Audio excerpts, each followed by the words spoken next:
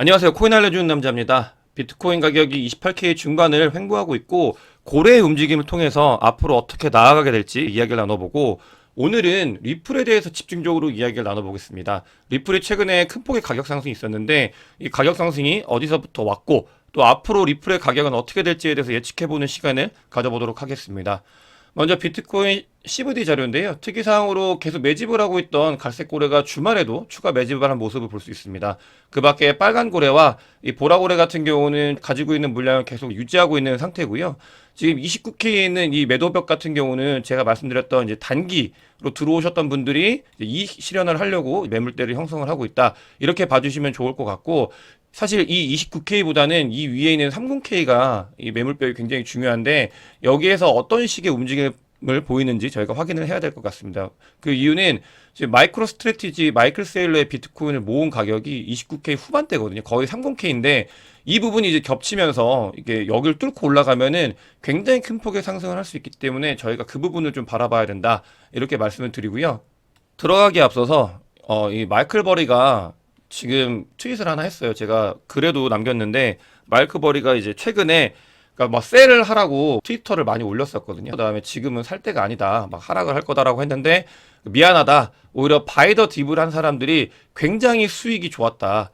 그렇기 때문에 이게 1920년도까지 다 살펴봤을 때 바이 더 딥을 한 사람들이 가장 수익이 좋은 구간이었다고 해요. 그렇기 때문에 내가 틀렸다라고 트윗을 올렸는데 저는 이 트윗을 가지고 온 게 마이클 버리 같은 경우는 여러분들께서도 많이 보셨던 빅쇼트라는 영화의 주인공이잖아요. 저도 빅쇼트를 너무 좋아해서 17번 봤거든요. 근데 어쨌든 간 숏의 뷰로 세상을 많이 바라보시는 분이긴 해요. 뭐 테슬라 같은 경우도 그랬고.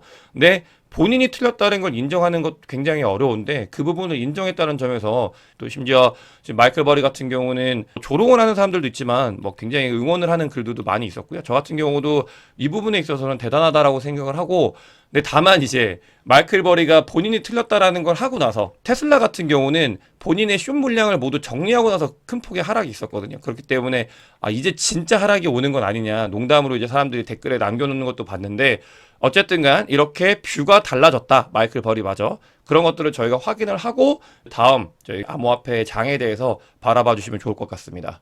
리플 이제 말씀드리기 전에 좀 리플에 대해서 이야기하는 게 좀 조심스럽긴 해요. 왜냐면 너무나 많은 유튜버 분들이 리플을 다루고 있고요. 사실 저는 매일매일 이렇게 리플을 다룰 게 있나 라고 생각이 들 정도로 매일 리플을 다루시는 분들도 계시고 그렇기 때문에 너무나 많은 정보들이 여러분들 사이에 이제 뭐 공유가 되어 있고 또 너무나 많은 분들이 리플 홀더시고 하기 때문에 저는 오늘 영상에서 최대한 객관적으로 리플이 지금 어떤 상태고 앞으로 어떻게 될지에 대해서 이야기를 해보도록 하겠습니다. 먼저 리플에 대해서 전체적으로 보는 시간을 가져보려고 해요. 리플 같은 경우는 그러니까 발행이 1000억 개를 발행을 했습니다. 추가 발행은 없고 일단 1000억 개가 발행이 되어 있다. 그렇기 때문에 이 1000억 개가 전체 물량이고 그 다음에 이제 유통되는 거는 여기에 한 51% 정도가 유통이 된다. 그래서 500억 개 조금 넘는 게 지금 유통으로 이제 잡혀 있다. 리플은 지금 기존에 있는 블록체인들과는 다르게 노드가 프라이빗하게 있어요. 그래서 재단에서 이 블록체인 노드를 돌리고 있기 때문에 이 부분은 저희가 접근을 할 수 없고요. 그렇기 때문에 이제 초기에 리플을 부르시는 분들은 블록체인이라고 안 부르고 원장이라고 부르시는 분들도 계십니다. 그렇게 이런 부분들 때문에 그래서 좀 특이한 구조를 가지고 있고 리플 같은 경우는 매달 1일 날 지금 10억 개씩 물량이 추가로 풀려요. 이거 같은 경우는 베스팅 물량이라고 보시면 좋을 것 같고 재단에서 나눠주는 물량들 이런 것들이 풀리고 사실 이것보다 더 리스크였던 게 전 CTO한테 이제 나눠줬던 물량이 어마어마해가지고 그 물량이 시장에 덤핑되는 게 사실은 리스크였는데 그건 작년에 모두 다 팔아가지고 그 부분에 대한 리스크는 해소가 됐다. 이렇게 봐주시면 좋을 것 같습니다. 제가 10억 개 말씀드렸던 거는 4월 1일이 지났기 때문에 또 10억 개가 이제 풀리게 된 거죠. 그렇기 때문에 그런 부분들 저희가 알고 있어야 코인에서는 수요와 공급이 굉장히 중요하기 때문에 그런 부분들은 저희가 좀 챙겨야 됩니다. 다음으로 저는 암호화폐를 볼 때 얼마나 열심히 개발을 하고 있는지를 꼭 챙기거든요. 근데 보면은 리플 같은 경우는 추가 개발할 게 어떤 것들이 있는지에 대해서 보면 뭐 결제망 이런 것들이 있을 수 있잖아요. 그렇기 때문에 이런 걸 봤을 때 지금도 계속 개발을 하고 있다. 커밋 숫자가 계속 활동을 하고 있다라는 게 특징이고요. 이런 것들을 아예 안 하고 있는 블록체인들 정말 많거든요. 오미세고 같은 경우도 거의 몇 년을 안 했었는데 결국 그게 이제 뭐 어떻게 보면 블록체인 활동을 하지 않는다와 같은 말이었고 실제로 그래서 오미세고가 이제 상장 폐지되고 막 그러잖아요. 그렇기 때문에 저는 이런 개발자 활동을 굉장히 중요하게 보고 있고, 근데 이제 리플 같은 경우도 활동을 하고 있다. 국제 결제망을 위해서 무언가를 하고 있다. 이런 활동을 하고 있다라고 봐주시는 게 좋은 것 같습니다. 근데 저희가 들어가기 앞서가지고 리플을 접근하실 때 이 두 가지를 분명히 나눠서 생각을 하셔야 돼요. 뭐냐면 본인이 리플이 코인으로서 바라보시면서 이제 가격 상승을 원하는 거냐, 이런 것들인 거냐, 아니면은 정말 리플망의 국제 결제화를 내가 함께 하겠다, 이런 것들이냐, 이 두 가지가 굉장히 차이가 있거든요. 그렇기 때문에 이거를 여러분들께서 명확하게 구분을 지어야 됩니다. 저는 암호화폐는 돈을 벌기에 들어왔기 때문에 저는 코인의 가격 상승이 굉장히 중요하다고 생각하는 사람인데, 리플과 지금 국제 결제망은 사실 가격하고는 아무런 상관이 없어요. 제가 예전에도 말씀드렸지만 엑스커런시나 이런 것들을 이용해 가지고 국제 결제망이 이루어지는 거기 때문에 거기에서 리플 코인이 실제로 쓰이는 거는 거의 없다고 보셔야 됩니다. 그렇기 때문에 그 둘은 뭔가 메커니즘적으로 연결은 되어 있지 않지만 뭐 국제 결제망이 커지면서 리플이 관심을 받으면서 그게 심리적인 자극을 해가지고 가격은 오를 수 있으나, 그러니까 뭔가 메커니즘적으로 리플과 이 국제 결제망은 연결이 되어 있지 않기 때문에 여러분들께서도 이 부분을 한번 정리를 하셔야 돼요. 내가 리플 코인의 가격이 상승하는 걸 믿는 거냐, 아니면은 리플망의 국제 결제화가 돼가지고 스위프트를 대체하고 진짜 이제 국제 통화 시스템으로서 리플이 인프라가 되는 걸 바라보는 거냐, 이런 것들은 한번 정리해보면 좋을 것 같다는 생각이 들고요. 이 엑스커런시는 제가 저번에도 말씀드렸지만 실제로 이걸 사업화해가지고 비즈니스하는 것과 굉장히 친분이 있었고 제가 자문도 했었기 때문에 잘 알고 있습니다. 이런 부분에 대해선. 리플 같은 경우는 한국에서 유명하게 된 게 사실은 2017년도 8년도 불장 때 200원이었던 게 4,000원 넘게 올라가면서 한국에 굉장히 이슈를 많이 일으켰고 사람들이 그때 관심을 크게 받았었죠. 저 같은 경우도 이때 제 지인 중에 리플 사가지고 4,000원대까지 안 팔고 계셨던 분들도 계시고 뭐 100억대 부를 쌓으셨던 분도 주변에 있고 하기 때문에 이때 얼마나 이 열풍이었는지는 잘 알고 있습니다. 근데 이제 그 뒤에 굉장히 큰 폭의 하락을 하고 그다음에 2021년도에도 상승을 했는데 전고점을 돌파하지 못했어요. 이 불장에서. 왜냐면 이 소송 이런 부분들이 이제 발목을 잡고 있었고 뭐 전 CTO 이슈도 있었기 때문에 전고점은 돌파하지 못했다. 그러면서 다시 이제 가격이 하락을 했다가 최근에 이제 쌍바닥을 이루고 가격의 상승을 하는 모습을 저희가 확인할 수 있었습니다. 이 부분에 대해서는 나중에 제가 추종을 하는 차티스트긴 한데 제가 가격적인 예측을 할 때 좀 추종을 하시는 분이 이 부분을 좀 중요하게 봐가지고 말씀을 드리는 거고요. 최근에 가격 상승이 있었는데 이 부분은 명확합니다. SEC의 약식 판결, 소송이 끝난다, 이런 부분들은 원래부터 워낙 있었기 때문에 지금 가격 상승에 자극을 한 부분이 일부 있지만 그게 전부는 아니고요. 엑스코어라는 코인을 에어드랍 한다고 업비트에서 이야기를 했어요. 그게 3월 17일이거든요. 17일 날 이 공문이 나왔고 그러면서 이제 가격 상승이 살짝 있었고요. 실제로 24일 날 이게 이제 에어드랍 스냅샷을 찍겠다, 요 때거든요. 요 때. 근데 그러면서 이제 가격 상승을 일으켰다. 1차 가격 상승은 이 엑스코어의 에어드랍을 통해서 일어난 게 맞습니다. 그렇기 때문에 1차 가격 상승이 일어났고 그 뒤에 가격에 탄력이 붙으면서 복잡계라고 말씀드렸잖아요. 투자는 탄력이 붙으면서 한국 분들이 굉장히 많이 여기서 투자를 하셨어요. 그러면서 투자하면서 텀이 살아나고 거기에 SEC 판결이 날 거다라는 소스가 더해지면서 지금 가격 상승을 일으켰다. 이렇게 복합적으로 연계가 돼가지고 지금 1차, 2차 가격 상승이 있었다, 이렇게 봐주시면 좋을 것 같습니다.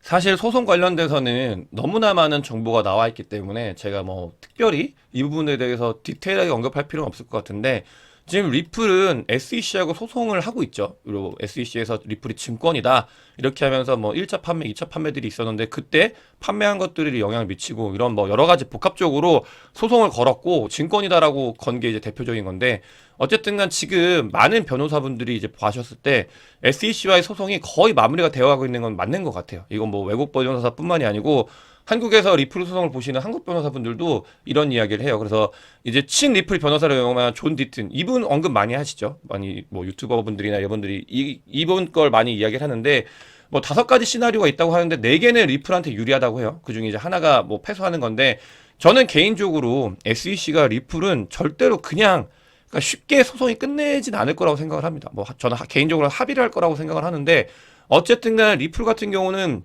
가지고 있는 상징성이 너무 크기 때문에 SEC에서도 다른 코인들과는 다르게 대표성을 띠고 있어가지고 계속 이제 그거에 대해서 어필을 할 거고, 그렇기 때문에 결말이 명쾌하게 딱 끝, 이렇게 나진 않을 거라고 저는 생각을 하고요. 그러니까 시간은 길어질 수 있고 하지만 소송의 결과는 결국은 리플 쪽에서 유리한 방향으로 소송을 이제 합의하는 방식이 되지 않을까.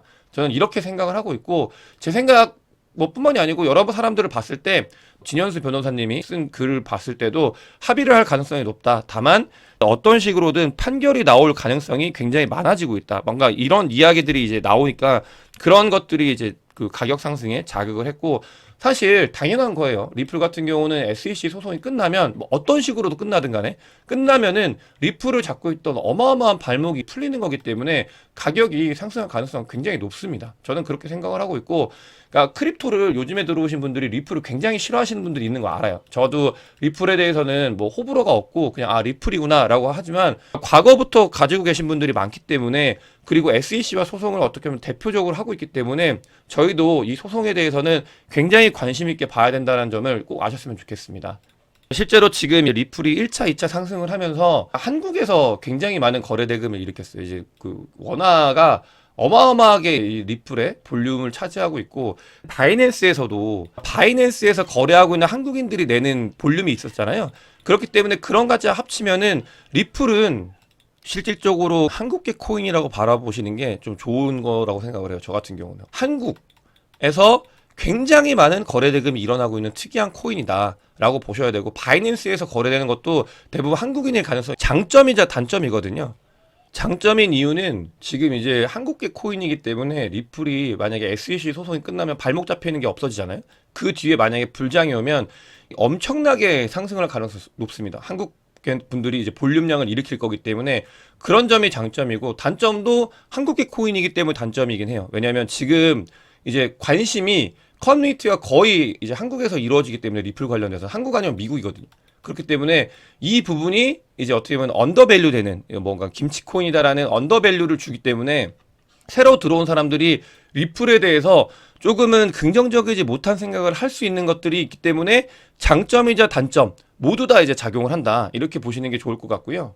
그럼 굉장히 조심스럽고 매수매도에 대한 추천은 아니지만 리플이 앞으로 가격이 어떻게 될지에 대해서 예측을 좀 해볼 필요가 있을 것 같아요. 저는 어쨌든 간에 리플은 지금보다 가격이 오를 거라는 거에 배팅을 한다고 하면 거의 100% 확신을 하고 있는데 뭐 당연한 거예요. 지금 너무 악재들이 많이 있는데 그 부분들이 이제 해소가 되려고 하고 있잖아요. 그렇기 때문에 리플은 또 볼륨이 한국에서 많이 일어나고 있고 그런 부분들이 더해져서 가격 상승이 있을 거다라고 생각을 하는데 그럼 어디까지 상승을 할 거냐 이런 걸 봤을 때는 그냥 저희가 계산을 단순하게 해봤을 때 리플이 가장 좋았을 때가 시총 2위에서 3위 정도였거든요. 요 정도인데 지금 이더리움의 시총까지 가려면 거의 9배가 상승을 해야 돼요. 근데 이건 사실 좀 무리가 있으니까 그러니까 테더 정도까지 보면은 테더로 보면은 거의 한 3배 정도 상승을 하는데 지금 뭐 660원 정도라 보면은 1,900원 정도까지 갈 수 있는 모멘텀이 있는 거죠. SEC에서 소송이 끝났을 때. 저는 뭐 1,900원이다라는 그 구체적인 숫자는 하지만 어쨌든 1,000원 이상은 무조건 갈 수 있다라고 생각은 하고 있어요. 그렇기 때문에 이런 것들을 제가 트래킹을 하는 거고 시가총액으로 봤을 때는 사실 리플이 그 2017년도, 18년도 불장 때 가지고 있던 걸 대비하면은 지금 시가총액은 거의 5배가 더 올라야 되거든요. 5배가 오른다고 하면은 6,600원 기준으로 하면은 뭐 3,000원을 넘는 수준이잖아요. 지난번 고점을 넘는 건 아니지만 어쨌든 3,000원을 넘는 수준으로 올라가야 된다. 이렇게 뭔가 시가총액이나 그 전에 있었던 영광을 비교해 봤을 때 시총을 봤을 때는 1,900원에서 3,000원 사이 상승하는 게 그래도 이제 맞지 않을까라고 생각하지만 여기서 저희가 생각해야 되는 변수는 그동안 블록체인은 굉장히 많은 발전을 있었고 메인넷들은 다 유틸리티를 가지고 있습니다. 그 다음에 가격이 올라갈 수 있는 메커니즘들을 다 가지고 있는 상태에서 지금 이제 있기 때문에 이거는 예전 2017년도 그다음에 2018년도 기준으로 봤을 때 이렇게 올라갈 수 있는 힘이 있다라는 정도로 봐주시면 좋을 것 같고요. 제가 이 피터 브렌트 분은 굉장히 추종을 많이 해요. 이 차트를 보시는 분인데 예전에 제가 영상에서도 그때 비트코인이 아마 21K 정도였을 거예요. 21K 정도였는데 이 피터 브렌트가 25K까지는 갈 가능성이 높다라고 했는데 실제로 그걸 뚫고 지금 28K까지 와 있잖아요. 근데 이분이 피터 브렌트가 사실은 얼마 전에 언급을 하셨어요. 어떻게 언급을 했냐?